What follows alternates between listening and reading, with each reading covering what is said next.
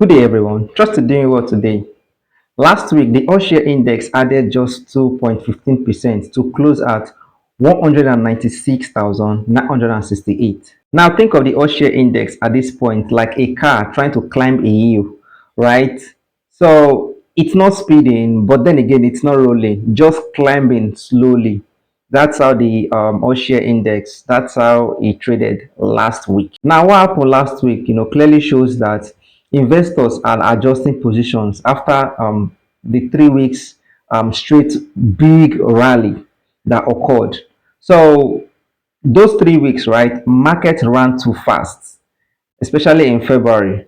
Market ran too fast. So investors sold some stocks, especially in the cement stocks, telecom stocks, oil company stocks as well. However, what has been happening since last week and this week is market has actually cooled down. At the same time, Middle East tension is increasing, since last week, and that has caused oil price to jump. Nigerian investors are cautious due to inflation pressure that would likely hit the consumer goods sector. However, in the industrial goods sector, cement stocks stabilized after strong earlier gains. So now the next big move will depend on number one, any results, number two, bank dividend, number three, macro policy.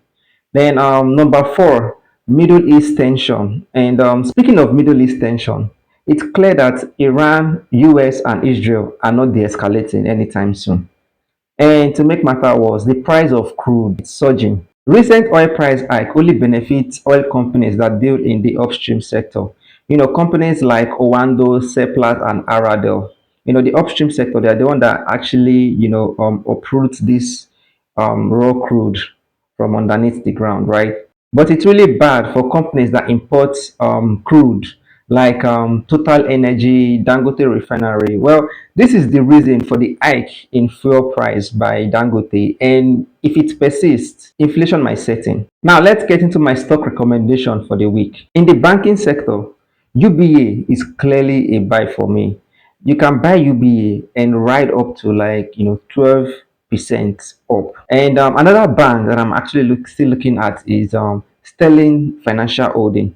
You can buy sterling and ride sterling upward 18%. If you already have FCMB, still hold for more, at least 1%.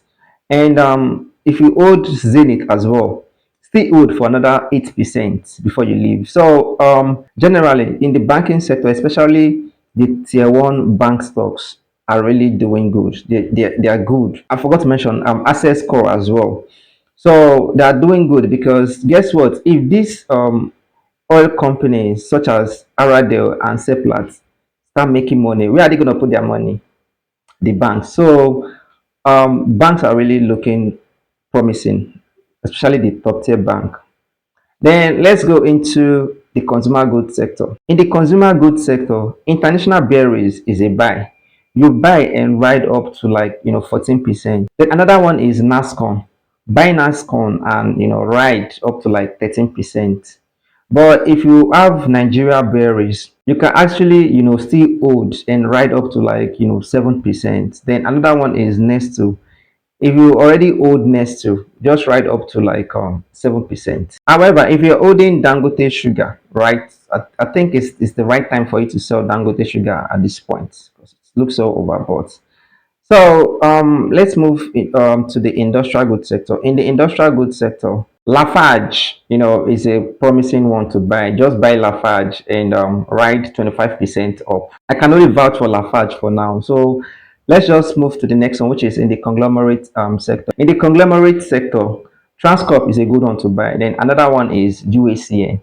UACN did good number last week. So UACN is another one to get into. So in the ICT sector, MTN is a good one to buy. Airtel is a good one to buy.